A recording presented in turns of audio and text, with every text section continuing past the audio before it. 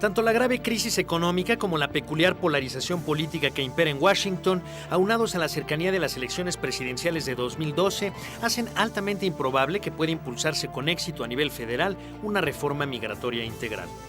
Se conjunta un momento electoral en los Estados Unidos en lo que la parte dura, la parte más conservadora, mezcla ya la migración con problemas de seguridad nacional, no solo en términos de invasión, digámoslo así, de trabajadores, sino ahora ya también revuelta con el terrorismo. Aunque incluso desde el bando republicano pueden albergarse esperanzas de que una eventual regularización migratoria no esté irremediablemente condenada al fracaso, y prueba de ello es la posición del actual gobernador de Texas y precandidato de su partido a la presidencia del país. Rick Perry está apoyando el Dream Act y no nada más lo apoya de palabras, sino que él ha implementado esta política en el estado de Texas que permite a los jóvenes hijos de indocumentados en el estado de Texas que accedan a la universidad. En cualquier caso, Barack Obama parece tener claro que si quiere reelegirse debe dejar de lado cualquier pretensión de regularización de la problemática migratoria del país, al menos hasta después de las elecciones, lo que sin duda, dada la inacción del gobierno federal, deja espacio para que la gran ola de legislaciones antiinmigrantes que se ha extendido por la Unión Americana surta los efectos negativos que tanto daño representan para millones de trabajadores mexicanos migrantes.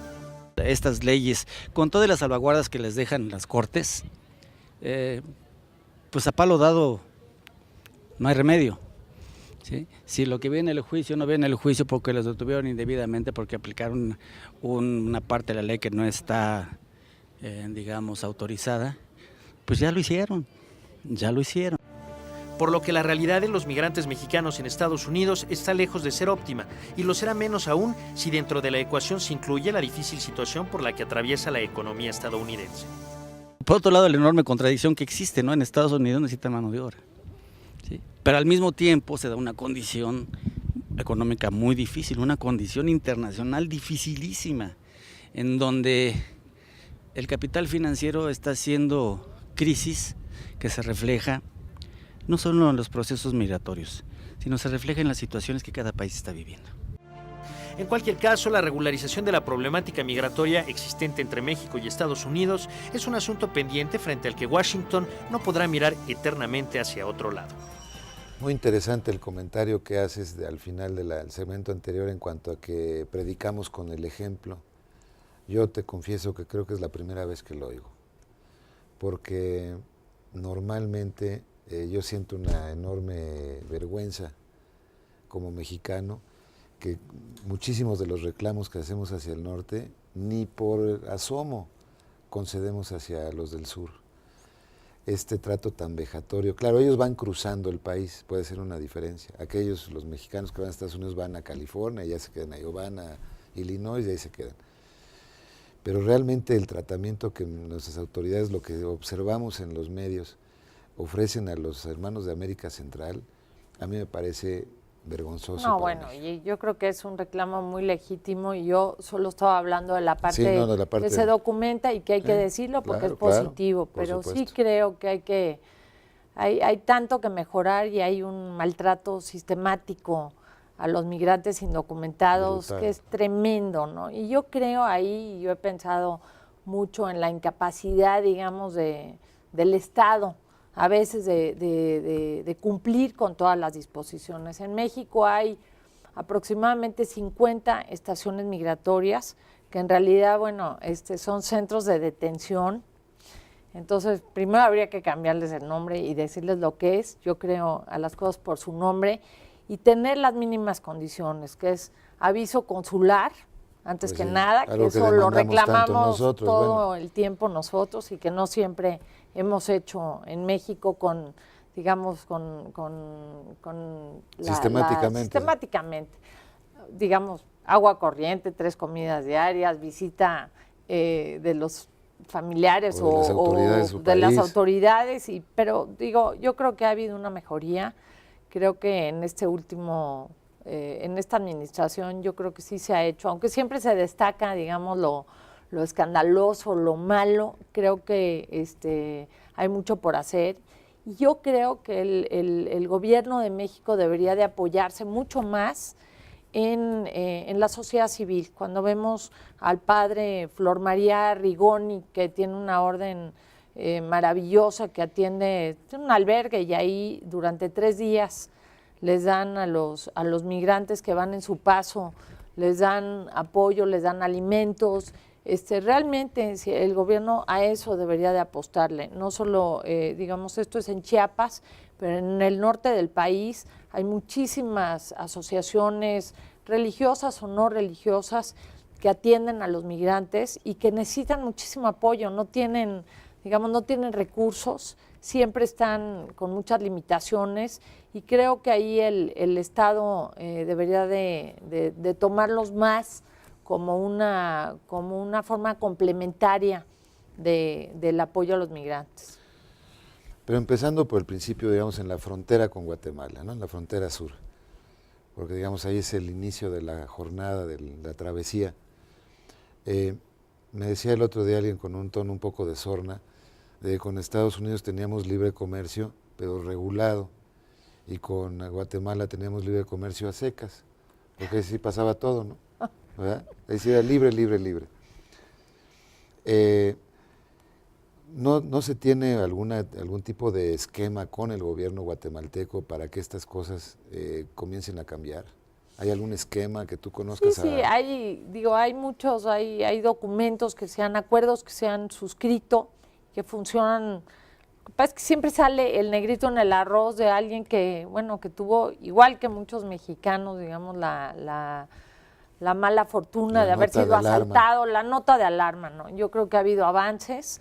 Si nosotros, como decías hace un rato, demandamos con tal vehemencia en La Haya, por ejemplo, en la Corte Internacional de Justicia, el caso Avena, famoso, de que no se dio notificación consular a los mexicanos y por tanto se llegó a un caso de pena de muerte, ¿por qué no hacemos lo propio con relación a los centroamericanos, de dar ese aviso consular, de tener condiciones más humanas para los migrantes, cuando es lo que estamos demandando? Me doy cuenta que tenemos muchas necesidades en el país, a lo mejor habrá quien diga... No, y también hay que ver siempre que los temas positivos, digamos, los avances, pues nunca es lo que se destaca.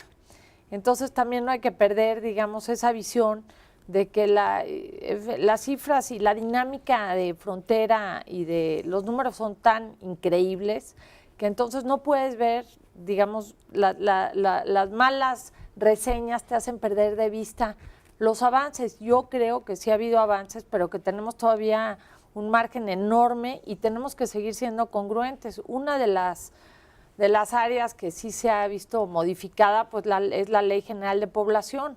O sea, la Ley General de Población era de 1974, que sí, comprende la parte migratoria. La época Echeverría. Se hizo una reforma, o sea, cuando se hizo esa ley, pues el país tenía 50 millones de personas y no tenía ninguna de las dinámicas que vivimos hoy por hoy. Entonces yo siento que fue un acierto.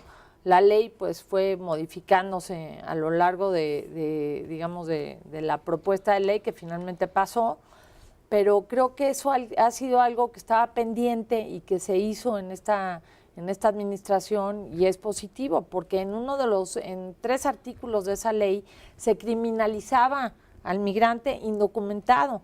Uh-huh. Quizás nunca se ejerció, pero digamos correspondía meter a la cárcel. O sea, sí, era increíble que estuviera en letra. Y entonces, aunque nunca se ejecutó... Nos hemos adelantado a Estados Unidos como 20 años. Imagínate. O más. Entonces, Sí. pues eso ya no existe, ya se derogaron esos artículos, se modificó toda la ley, y yo creo que eso a todas luces es positivo, es un paso adelante. A mí sí me llama mucho la atención cuando, con toda la corrupción que podemos tener en el país, cuando ya es más la corrupción que la legalidad en un determinado tema, sí es muy preocupante, ¿no es cierto? Por ejemplo, si en el comercio del país hubiera más piratería que comercio legal, sería algo ya preocupante. Sí, bueno. Al parecer todavía hay menos piratería que a lo mejor están empatándose, pero bueno. En el caso de la migración centroamericana a México sí me parece que por mucho rebasa la corrupción a la legalidad. Y lo digo porque veo uno cosas tan flagrantes como el tren este que le llaman la bestia, ¿no? Parecen los trenes estos de la India, ¿no? Que van así pegados casi a los cristales, la gente montada incluso encima de los vagones. Y ahí van kilómetros y kilómetros y kilómetros, ¿no? Y bueno, es realmente ¿qué pasa ahí? Muy triste. Pues cuando vas... estado tras estado, puesto migratorio tras puesto migratorio, en donde pues, ha de ser una cuota. No sé exactamente cómo funcione, pero... Y luego tenemos dentro del mismo Instituto Nacional de Migración los grupos beta, que hacen una labor increíble. O sea, yo de verdad, o sea, sí hacen y son reconocidos por los migrantes como tal, les dan comida, los apoyan, les dan confianza. Así es. Y digamos, es una cosa ahí pues curiosa, porque dentro de la misma corporación que los asegura, como se dice, en esa misma corporación hay otro grupo que los ayuda, los lleva a los albergues muchas veces que los extorsiona. Y otro más que los extorsiona. Hay, por ejemplo, un albergue que es el de Jesús el Buen Pastor con doña Olga, que tiene a puros mutilados. O sea, es un albergue donde ella acoge a toda la población, migrantes mutilados. Y cuando yo fui tenía 30 migrantes mutilados con muy poco apoyo, y es en lo que yo insisto, el gobierno, parte de la sociedad civil. Sí, debería de apoyar más esas iniciativas que son las que complementan las omisiones, digamos, que hay. Sí, sumarse a eso o bien generar una red distinta, ¿no? Así es. Bueno, vamos a hacer un pequeño corte de nuevo y regresamos con Magdalena Carral.